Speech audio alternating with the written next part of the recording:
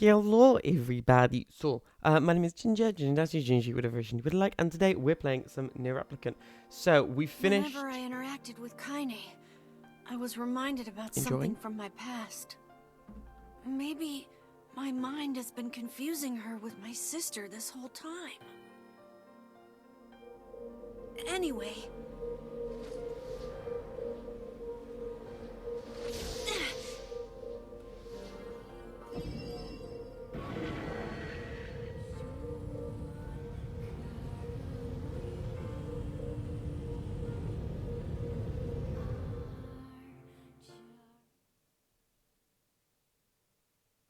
Kaine's dreams, discrimination.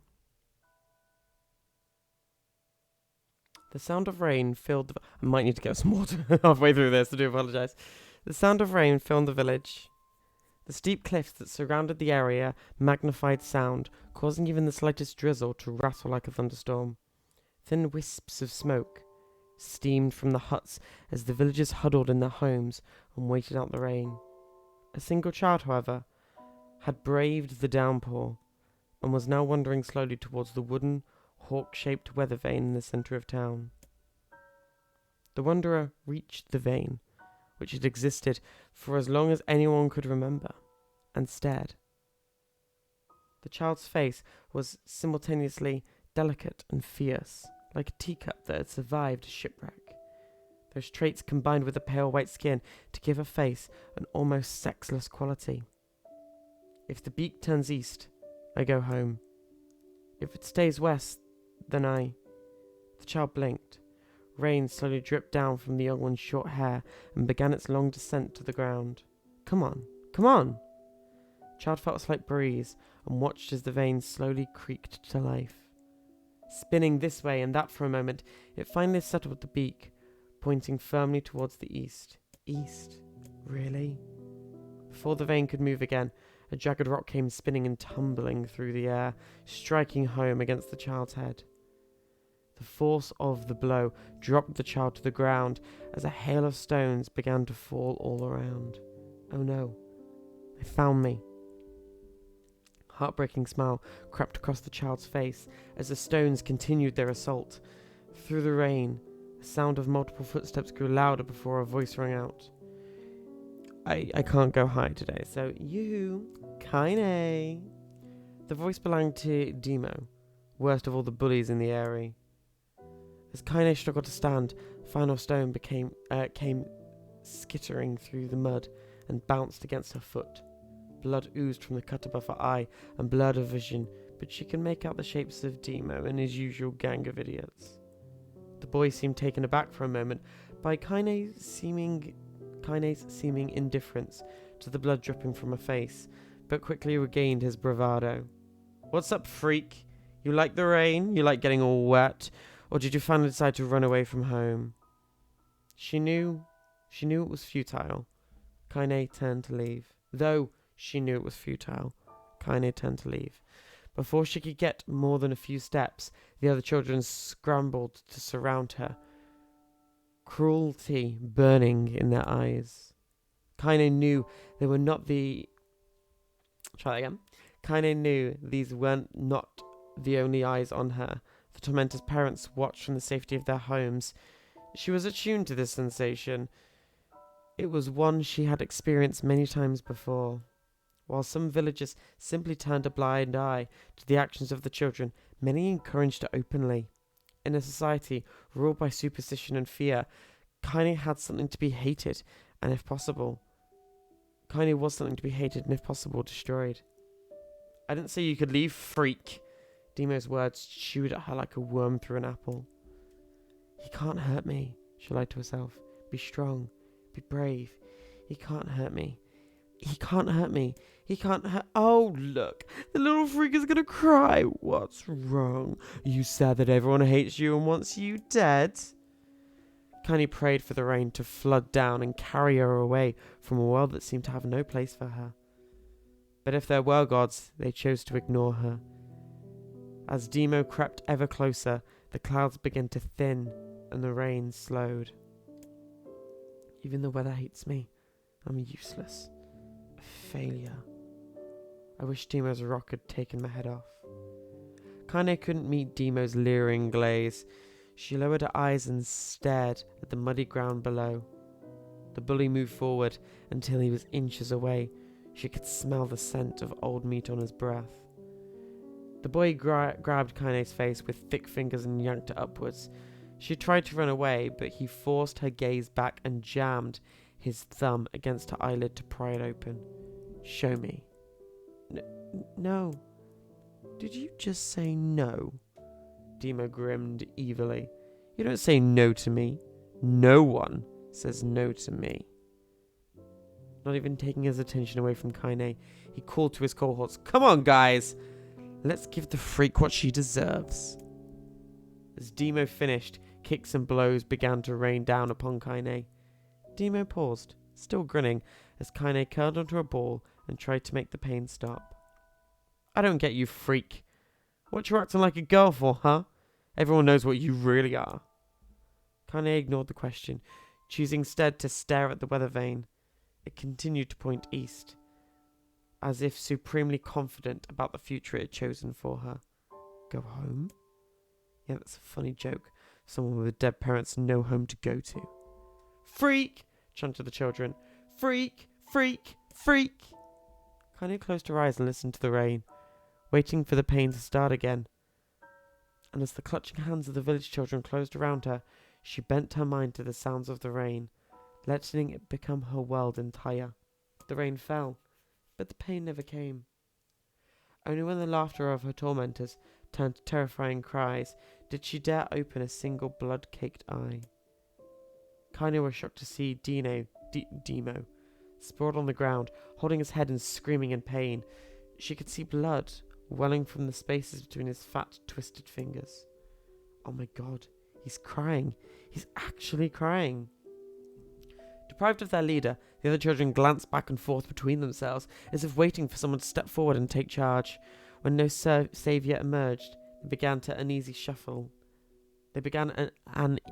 shuffle away from Kaine. But the young girl was the least of her concerns. Instead, their attention was wrapped on the ancient woman standing a few feet away. Although struggling for breath for a moment, she finally spoke with a voice thick with rage. "Hurts like a bitch, don't it? Now I suggest you scatter before I throw another one. And if any of you little bastards ever touch my Kaine again, I'll do far worse than throw a rock. You can count on it." The old woman crouched down and gently touched the hand Demo was using to cover the wound. Before he could think to protest, she ground her palm into the wound and twisted back and forth. "Ow!" he screamed luciously. "Stop it! What are you doing?" "Quit whining. No one ever died from a scratch." "You hit me with a rock, you stupid bitch! A big one! That thing could have killed me!" The old woman shrugged. "Death is but a cure for stupid." Demo twisted with rage at her words. Locking his eyes on Kaine, he took a step back and spat on the ground. "Get out! Leave this village! No one wants you here! Either of you!" Seeing the old woman grab another stone, Demo and his companions turned tail and ran. As they fled, the old woman grabbed her side and barked out a single laugh. "Ha! Look at the fat boy go! Guess he's healthy enough to run from a fight." The woman's smile faded as she turned her attention to Kaine. Leaning down, she removed her shawl and placed it around the young girl's shoulders, and produced a cloth from the folds of her dress and began blotting the blood from her forehead. "Oh, Kaine," she said, "why didn't you fight back? You're stronger than that lot." The words of her grandmother stung Kaine, and she turned away. "Don't be nice to me," she said. "I don't deserve it.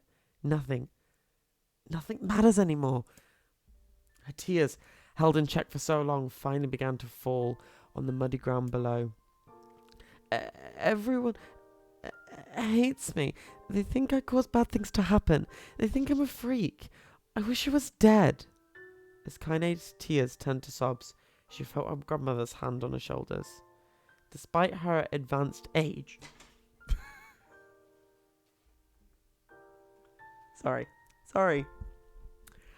Despite her advanced age and diminutive size, she was a woman of surprising strength, and Kaine found herself unable to turn away. Don't talk like that, girl. It's a river wide and deep that flows between these realms of this world and the next, and it grants no mercy to any attempting the crossing. You've got a duty to fight until the last breath. Understand? The old woman tightened the grip and tried to still the tremor in her voice. You know the pain of losing someone close to you, Kaine. You know that because you survived it. As these words hit home, Kaine was struck with the force of love from the old woman. As a young child, she didn't even know of her grandmother, but when her parents died, the woman quickly accepted her as her own. Grandma, as Kaine called her, was cunning, vulgar, and quick to violence, and their first few years together had not been easy. But with each year that passed, Kaine and her grandmother had grown closer. However, it was only now, sitting in the mud with tears and blood caking her face, that Kaine truly understood the depths of her affection. Here was a woman who had seen hard times, who had seen death, who had fought through all these things and somehow emerged on the other side. If anyone could understand Kaine's pain and loneliness, it was her. Do I make you sick, Grandma? Course not. Don't be an ass. Kaine's grandmother's moth-eaten shawl around her body and shudders. But my body, it's not normal. If I was normal, then Mum and Dad wouldn't be... Hush, interrupted Grandma. I will not hear another word of this nonsense. You're my granddaughter, and I love you. And if folks have a problem with that, they can just go to hell. With that, the old woman reached out and placed a wreath of dried flowers in Kaine's hair. The skill it took to bend the flowers without breaking the stems or losing a single petal was remarkable, and the beauty of it made Kaine want to cry all over again. Oh my gosh, these are lunateas. Grandma, you made this for me? Lunateas were legendary flowers. Most people could live their entire lives without seeing one, and yet her grandmother somehow collected a dozen or more. Kaine reached up and touched the wreath, as if she couldn't believe it was real. Where did you find these? Just stumbled on them when I was out doing the shopping. The old woman turned away as she spoke, leading Kaine to suspect that the search had been more difficult than what she was letting on. The pain she took to construct the ornament, to let alone track the flowers used in its construction, made Kaine's heart hurt. She reached up and gently adjusted the wreath, admiring the way it felt between her fingers. Didn't turn out right, said her grandmother as she squinted on it. These old hands have trouble with delicate work. But it sure looked good in a pretty girl like you. Kaine blushed and turned away. You think I'm pretty? Course you are. What a fool thing to say. Thank you, Grandma. Her grandmother smiled. We're going to be fine, you and me, she said. As long as we got each other, we'll be just fine. Kaine took her grandmother's hand in hers, and the two of them struggled to their feet. As they began the long walk home, Kaine gripped her hand with all her might, as if trying to stop smoke from drifting in the wind. The rain had stopped. Kaine stood beneath the weather vane, watching it spin in crazy circles, no longer caring about the direction it faced when it stopped. I don't need to escape. I have a home now. Grandma loves me, and that's enough. Even if it's us against the world. Kaine let her gaze drift up past the vane and into the cloudy sky. The last faint hints of a rainbow were slowly fading, and she turned and headed for home.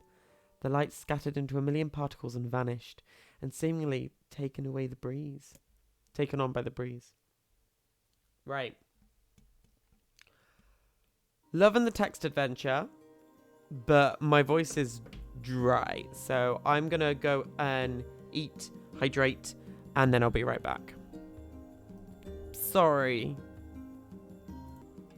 I'm back. Hello, did you miss me? Alright, so let's start this again. I don't know, I can't remember if I read some of this or not, so I'm just going to read it again. I don't think I did. So, in the distance, Kaine heard the steady sounds of an axe striking wood.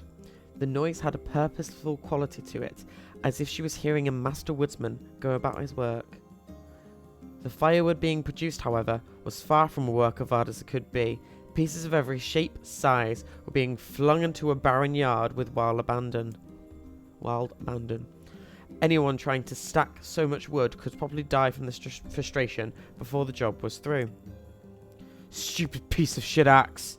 Kaine's grandmother flailed away with the axe, filling the air with both splinters of wood and words that would make the most hardened sailor blush. "Grandma!" called Kaine. "That you, Kaine?" yelled the old woman, taking her eyes off the wood for a moment. "Don't get too close, or I might take your goddamn foot off by mistake." She brought the axe down on a piece of wood, sending chips flying in every direction. One spun past Kaine close enough for her to hear the whistle, at which point she decided to step back. Once she'd scuttled to a safe distance, she cupped her hands around her mouth and shouted, "Grandma, do you need any help? I could get water or lunch or a new axe or something." The axe, poised to strike another wobbly blow, paused in midair. The old woman considered her granddaughter's offer for a moment, then smiled. "Tell you what, since I'm doing such a piss-poor job of chopping, why don't you come here and take over so I can get the water? Shades have been restless lately, and I don't want you running into one of them bastards." Relinquishing the axe, her grandmother picked up a long pole with wooden buckets on either end. Gathering water was by far the more difficult of the two jobs, but Kaine knew better than to complain. Once Grandma's mind was set, there was no changing it. Kaine did her best to help with chores, but Grandma took every task that required travel to the village. Though she had a long list of plausible excuses, Kaine knew the real reason. She didn't want her granddaughter to be taunted and harassed by the villagers. Once Kaine moved in, Grandma decided to take her residence a good distance from the area. Out of sight, out of mind seemed to be the best policy when it came to the villagers and her granddaughter, and rare were those days, but when the two of them could be found on a rocky acre of land called home. Kaine enjoyed the solitude, but harboured a secret resentment for her grandmother, was forced to spend her golden years in such a place. After watching her grandmother leave, Kaine turned her attention to the task at hand. She had never chopped wood before in her life, and soon discovered why the old woman hated the chore. Swing after swing of the axe produced only a tiny crack in the wood, and she finally managed to connect with the solid strike. The tool embedded itself in the log and refused to budge. Frustrated, Kaine swung the axe around her head and threw it, log and all, across the yard. "Damn it! Damn it! Crap!" She suddenly understood the joy her grandmother felt in a good curse. Happier now, she picked up the axe, forced it from its wood, and resumed chopping. She had a natural skill with a blade, but the task was challenging and blisters soon began to form on her small pink hands. "This is tough, and my logs are all weird sizes." Spitting on the palms, she ignored the pain. Kaine redoubled her efforts. Just as she was developing a rhythm, Grandma returned from the village. Setting her down the buckets with a small sigh, she took one look at the logs and coughed with a wheezy laugh. "Pretty clumsy, girl. You better practice if you..." Her grandmother suddenly collapsed to her knees, causing one of the buckets to wobble precariously. Eyes wide, Kaine dropped the axe and ran to her grandmother's side. "Grandma!" The old woman shook her head and pointed a trembling finger at the bucket. "Get the bucket. Can't let it spill." Kaine steadied the bucket with her foot as she knelt by her grandmother. A small bit of water sloshed over the side and made a new home in the hem of her dress, but Kaine didn't notice. "Grandma? Grandma, what's happening?" Crazed with panic, she grabbed her grandma's shoulders and shook. After a moment, the woman lifted her arms and battered Kaine away. "Stop that! Just stop!" she cried, breathing heavily. "It ain't like I'm dying. I'm just tired from the trip is all." Kaine desperately wanted to believe her, but one look into the old woman's shaking hands and worn face told her more than words ever could. Her grandmother had lived a long, hard life, and it seemed the bill was finally coming due. The time where her grandmother watched over Kaine was ending. Sooner than either of them had feared, the positions would be reversed. The next morning, Kaine came to the side of her grandmother's bed and took her wrinkled hand. "Grandma, you're sick, and you need medicine. I'm going to the village." The old woman shook her head and tried to rise, but Kaine gently pushed her down. "It's all right," she said. "I'll be fine." Her grandmother fixed her with a gaze that couldn't melt steel. I can't speak today, I do apologise. After what seemed like an eternity, she finally lowered her eyes and sighed. Well, I don't like it, goddammit. But I guess I should quit being such a stubborn and let you grow up. The old woman watched as Kaine strapped on her boots and made her way down the road to the village. Hours later, as an unseen sun made its way across the dark rainy sky, she was still watching. Kaine moved at a brisk pace, checking her pockets every few minutes to make sure the money her grandmother gave her was still there. Every noise caused her to spin on her heels, making sure she wasn't being stalked by a shade, or worse, Demo and his gang. But she encountered neither tormentors nor shades, and Kaine finally found herself at the entrance to the village. A few adults could see and glance sideways at her. They muttered to each other behind raised hands before slinking away into the shadows. Her heart racing, Kaine took a series of rapid, shallow breaths and tried to calm herself. I have to prove myself. I have to help Grandma. I have to be strong. She chanted those words to herself over and over and slowly made her way. Finally, her eyes settled on an rotund? I've never seen that word before in my life. Rotund older woman who was angry, waving her arms in the air and telling everyone who would listen exactly what she thought of Kaine's presence. Hey lady, said Kaine with a bravado she should not feel. Where's the apothecary? The woman's flabby cheeks showed in bewildered anger. How dare this thing speak to me? They seemed to say, but Kaine saw her eyes held a different emotion. Fear. Yeah, we're both scared, lady. Trust me on this one. Which way? Kaine repeated. The woman pointed at a small building to her right, before hitching up her dress and stumbling off in the other direction. Kaine cringed, except a stone came flying from an assembled crowd, but none came. Expecting a stone, sorry. Her mind filled with a strange sense of pride as she made her way to the apothecary, but a new emotion had little time to take root, for as soon as she opened the door, she noticed a familiar customer at the counter. It was Demo. He'd clearly been sent here on some kind of family errand, because his gang of followers were nowhere to be found. Oh my god, he spluttered. What are you doing here, freak? The insult was delivered without force, and Kaine happily ignored it. Stretching on tiptoes to see over the counter, she asked the shopkeeper for the medication. Ha! Barked Demo. The old bitch finally keel over. Go to hell, Demo. The boy's eyes grew so wide that they seemed ready to fall off his head, but before he could let fly a comeback, or worse, a punch, the apothecary told them to knock it off before he kicked them both out of the store. Demo slunk out of the shop, cursing Kaine under his breath. Once he was gone, she allowed herself to breathe once more, taking a brief tour of the shop while the owner prepared her medication. Countless tiny bottles filled the cramped store, each with a label written in some indecipherable language. The ocean of aromas assaulted her nose, creating a scent that was exotic, but not altogether unpleasant. Seeing a variety of supplies gave Kaine a sense of peace. Surely, in a world so vast, there would be a place that she could call home. On a far wall behind the counter rested a portrait of a stunning young girl. The picture had once contained a bright, vibrant clothes, but time had worked its cruel magic and they were beginning to fade. The beauty of the work, however, remained undiminished. You like that picture? Kaine turned to find the apothecary with a small vial of medication in his hand. His eyes were gentle but sad, and they seemed to stare through her and into nothing as he spoke. That's my daughter. I sketched it when she was a little girl. She's been dead a long time now. Kaine didn't know how to respond. She just stared at the portrait and tried to come up with the right words. Pictures are wonderful things, continued the shopkeeper. They let the ones closest to you live on forever. He shook his head slightly and looked down at Kaine and smiled. Handing her the medicine, he seized into his sizable green apron and produced a handful of old wax crayons. You should have these. There's no one left that I wish to draw.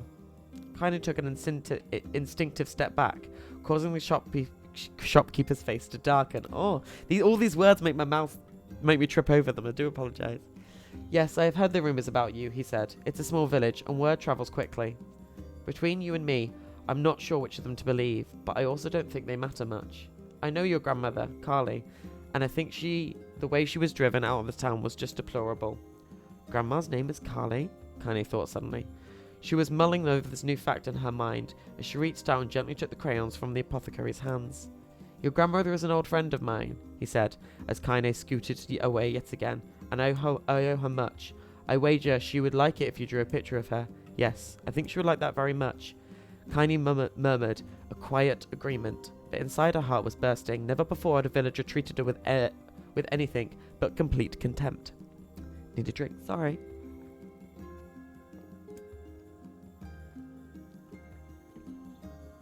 It was a tiny, almost imperceptible, imperceptible. I've never seen these words before in my life. I also am seeing double visions, so that's great. Step. But it was a step nonetheless, and even with tiny steps, she might one day discover the rest of the world. When Kylie returned home, she found her grandmother asleep in her bed. Her feet were blackened and raw, even bleeding a bit in places, leading Kylie to think she had been pacing around the room until exhaustion finally caught up with her. She placed the medicine by Grandma's pillow and turned to leave, but found the old woman's hand clasped around her arm. "Back already, are you?" asked the grandma with a yawn. "Come here and let me take a look at you." Grandma sat up and examined Kylie from head to toe. Finally satisfied nothing terrible had befallen her grandchild, she leaned back and allowed herself to relax. "Well, how was it? The bastards give you any trouble?" "It was kind of fun," said Kylie with a small smile. "No, seriously, it was." "Funny?" asked the grandma in a voice which implied she believed anything but. "Uh-huh. So, anytime you need me to run an errand, just let me know." As she spoke, Kylie removed the crayons from her pocket. After a brief explanation of their source, she informed her grandmother she was going to sketch her portrait. "Portrait of me? Ridiculous. No one wants to stare at a wicked wrinkled old crone." "But Grandma, it'll make you live forever." "Horse shit," said the grandma, throwing back the sheet from her bed. "Living forever would just piss me off. Now put those crayons away and help me with dinner." But Kylie would not relent, and in the end, Grandma found herself leaning against a wall of their house, as if posing for a master artist. Kylie took up the crayons, eyed her subject carefully, and set to work. Just as the grandma was about to nod off, Kylie finished the piece. After staring at it for a bit, she released it from her grip and let it slowly drift to the floor. "It's terrible. It doesn't look like you at all." "I'm sorry, Grandma. I thought these crayons would, make drawing easy or something." The old woman's eyes narrowed at her granddaughter's disappointment. "Let me be the judge of that," she said, ignoring the pain in her back and reaching for the paper. The sketch could have been a person's face. It could have also been a boulder, a lump of clay, or an incredibly misshapen loaf of bread, all rendered in a chaotic array of colours. The old woman stared at the picture for a long time, and then slowly wheezed out a laugh. "Oh, Kaine," she said between laughter, "you truly are my blood. You're as clumsy as me, and I love it." "But..." "Hush, I won't hear any more of a bull about how ugly you think it is. It came from the heart, and I'll treasure it always." True to her word, the old woman gave a picture and placed it in honour of above the kitchen table. In the days that followed, Kaine would often catch herself staring at the portrait with a strange smile on her face, an action she interpreted as silent mocking laughter. A week later, Kaine could stand it no more, and asked her grandmother to take the artwork down. "Posh," said the old woman. "I'll take it down when they roll me around in my shroud." She pondered this for a bit, and then turned to Kaine and dropped to one knee. "Listen to me, girl. Seeing this picture makes me happy in a way I've never felt before. And it makes me want to go on. And someday, you can feel the same happiness." It was in that moment they burnt itself into Kaine. It was a moment that burnt itself to Kaine's memory, a perfect blend of pride and love and joy that came together to form a lifelong remembrance. She swore to never forget this moment, never forget the old woman who had made her place in this world possible. Time moves on. People and memories move in and out of life, like ghosts passing through a hall. But this moment will be different, Kaine swore, because I remember it forever. Forever. Right, I will admit, I am seeing double because it is white writing on a black background. So that's why I'm having a struggle reading as well. I think it's a medical condition. I don't know. I don't pay attention. So I do apologise. I appreciate this isn't the most riveting episode, but we will get this done. So next episode will be gameplay, hopefully. Kaine listened to a sound of crackling firewood and stared into the black object on her plate. She'd been pushing it around the wooden disc for a good 10 minutes, ignoring the bemused stare of her grandmother. Finally, she summoned the courage and gave the object a brief sniff. A sharp, bitter scent threw up her nostrils and made its home there, causing her face to twist in disgust. "Grandma, I can't believe you would want me to eat a bug." The old woman threw some more wood onto the cooking pot and snorted. "It's no bug, you fool. It's a berry." "Why the hell would I be feeding you bugs?" Yeah, well, it sure looks like a bug, said Kaine. And I think it's burnt or something because it smells terrible. With that, Kaine held her nose and threw the berry in her mouth, chewing as little as possible. Oh yeah, that's terrible, all right. Why, you little brat, laughed the old woman. Look at the sass on you. You've been spending too much time with me, and that's a fact. 5 years had passed since the moment when Kaine's grandmother saved her from the bullies. As often as it is with two stubborn people, their relationship had grown in fits and starts. But moved forward all the same. Meals that used to be somber affairs are now filled with laughter and held abuse in equal measure. Kaine could not remember the time when she'd been happier. As the years went by, Kaine started to shoulder more and more of her daily responsibilities. Her grandmother's legs grew weaker by the day, and she could no longer do many of the chores she used to take for granted. And so this morning, Kaine found Kaine lacing up her work boots for a breakfast of burnt berry rolling around in her belly. Where are you going today? Asked Grandma suddenly. Kaine looked up surprised. The old woman rarely asked for specifics anymore. Well, I was going to check out that kelma trees, see if they were ripe. Thought I could make some jam or something. Oh, and I'm going to pick up some flagstones, and I need to take the wheelbarrow. Flagstones? What the hell for? Kaine stared at her grandmother and then held out an arm and swept her around the house. Constructed mostly of cloth, rope, and rubble, the old place ragged like a boxer in the final round. Grandma, a dying cat could shoot through this house. I'm going to build a stone wall so we have some protection. The old woman laughed, exposing her toothless grin to the world. God damn, girl. If a bunch of thieves want to ransack this old place, let them come. We got nothing worth stealing anyway. I'm not worried about thieves. I'm worried about shades. People saw one west of the village yesterday. The old woman tilted her head and stared at her granddaughter. Well, shoot. I don't know why you have to do it today. We can worry about it some other... Grandma, no. If I don't want to go to the Kalmar tree, we won't eat... If I don't go to the Kalmar trees, we won't eat tonight. You know that. A confused expression passed across the old woman's face, and for a moment, she was a small child lost at a carnival. Yes, she said after a bit. Yes, of course you're right. I'm sorry, Kaine. Lately it seems my mind is... She didn't finish her thought. Instead, walking over to a nightstand and gently taking the wreath of lunar-tears out of the drawer. The flower's petals aged to a brilliant whiteness, and Kaine thought they were more beautiful now than the day she first received it.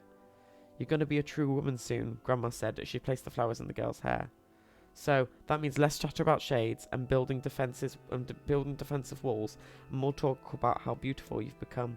Annoyed, Kaine reached up to remove the garland, but a look at her grandmother's face stopped her hand. You're a beautiful thing, said the old woman, and there ain't no other like you in all the world. I'm very proud of you. Okay, Grandma, that's enough goddamn compliments for one day.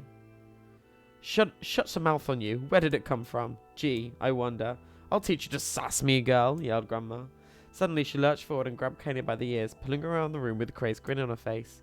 Grandma, yelled Kaine in a quaking voice. Grandma, stop it, what the hell? Grandma stared at her and blinked, and then slowly held her wrinkled hands out, as if it was the first time she had seen them. Oh, I don't know what happened there. I'm sorry, girl. Sometimes my mind just kind of looked at her grandmother's face and saw the most heartbreaking thing she had seen. Listen, she began. Maybe I should stay home after all. No, I want you to stay here and keep an eye on an old codger like me. Go get your fruit and talk and wall and whatnot. I'll be fine. And when you come back, I'll have a nice grasshopper dinner waiting for you. Kaine rolled her eyes and kissed her grandmother on the forehead and made ready to depart, trying desperately to ignore the worry that was gnawing the walls of her heart. Kaine could feel the old woman's eyes watching her. She moved down the path. Don't turn around, she told herself. But in the end, the temptation was too great. She spun on her heels for one final look and saw a small bent woman standing at the front of a ramshackle hut with a sad expression on her face. Gods, she looks so old now. It's like the wind could reach down and carry her away. Kaine worried about her grandmother all day, causing her work to suffer. What little fruit she could collect was tossed carelessly into a wheelbarrow, and she only found a couple of stones before losing interest in the project. Finally, as dusk approached, she decided to call it a day.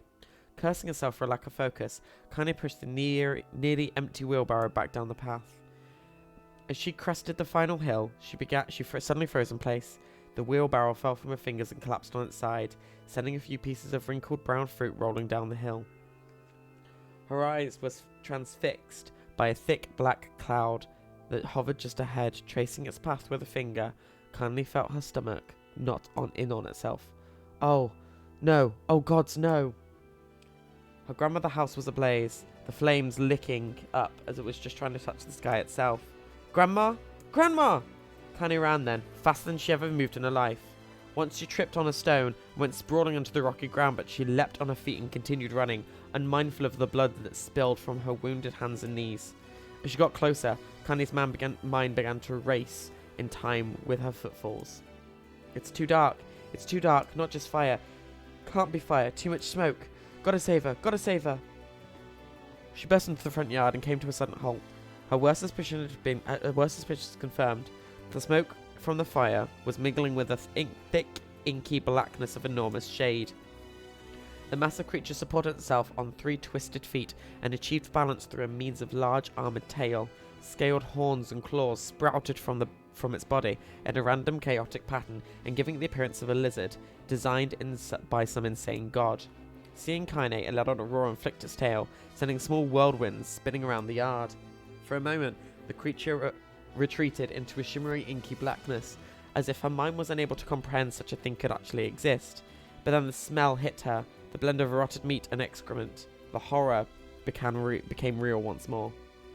The creature bellowed again, and this time, Kaine responded with a scream of her own. "Alright, you bastard," she thought, and a scream echoed off the high cliffs around them. "It's you or me, let's go." Shade eyed Kaine with bemused interest. It began looking for her it began looking from her to the house and back again, as if urging her to take a look at the destruction it so gleefully wrought. With dread building in her heart, Kaine glanced towards the house. Through the smoke and the flame, she spotted a small figure trying to escape the rooms. "Grandma!" At the sound of her voice, the old woman began waving frantically. "She's alive," thought Kaine. "Alive!" Kaine's legs sprang to life as she raced across the yard towards the flaming wreckage of the house. Before she could advance more than a few steps, the shade opened its mouth and let out a roar powerful enough to uproot trees and send them flying. The blast sent Kaine tumbling through the air before smashing her against rocky earth. Stars danced in front of her eyes as she tried to remember how her legs worked. Get up! Get up! Get up! Get up! Get up! Get up now! As Kaine struggled to her feet, the shade stomped towards the house and pinned her grandmother to the ground with the tip of a claw. The old woman struggled to move the claw from her stomach. But she might as well have been pushing up against a mountain. She coughed briefly, sending a small spray of blood into the air, and collapsed on the ground, her energy spent. Kaine lurched to her feet, only to fall back down to the earth with a grasp. Her ankles were on fire. One or both of them had surely been broken. Ignoring the pain that screamed through her body, she began dragging herself across the ground, leaving a drunken trail of dust and blood in her wake. Grandma! Hold on. Just a little longer. Her grandmother's face was turning blue, her eyes rolling back, only once the whites had been exposed. Kaine pulled herself across the ground with maddening slowness, the distance seeming to increase with every second that passed. The shade glanced between the two women and flicked out its tongue, its giant mouth turning up the corners. Short, panting breaths belched from somewhere deep inside its core. Bastard, laughing at us. She had no idea such a mindless creature could experience emotion, and there could be no doubt the shade was taking joy in their suffering. Yeah, I see your plan. The shade moved its claw slightly, allowing Grandma to breathe again, and it was clearly keeping her alive, only to snuff it out in the life when Kaine was close enough to touch her. "I'm gonna kill this bastard." Summoning all her strength, Kaine rose to her feet. There was a sickening snap in her right ankle, and her foot twisted backwards, but she forced it from her mind and began to hobble towards the monster. Pulling a small knife from her pouch at the waist, she leapt forward on that foot that pinned her grandmother and plunged the weapon deep. "Give her back!" she screamed. "Give her back to me!" It was like stabbing a rock. After a few snipes, the knife broke and at the hilt with a dull snap. The shade panted laughter again. She raised its tail and sent it rushing through the air towards the young girl that had latched onto its foot. Kaine never had a chance. The tail struck her square in the chest and sent her crashing into a burning wreckage of her home. As she lay on the ground with blood pouring from multiple wounds, a small, weak voice spoke up. "Kaine?" Kaine's vision blurred, but she forced herself to focus on the sound. Finally, her eyes cleared enough to make out her grandmother's hand reaching out for it through the smoke. Ugh, words. "Grandma? Kaine, you gotta run. You can't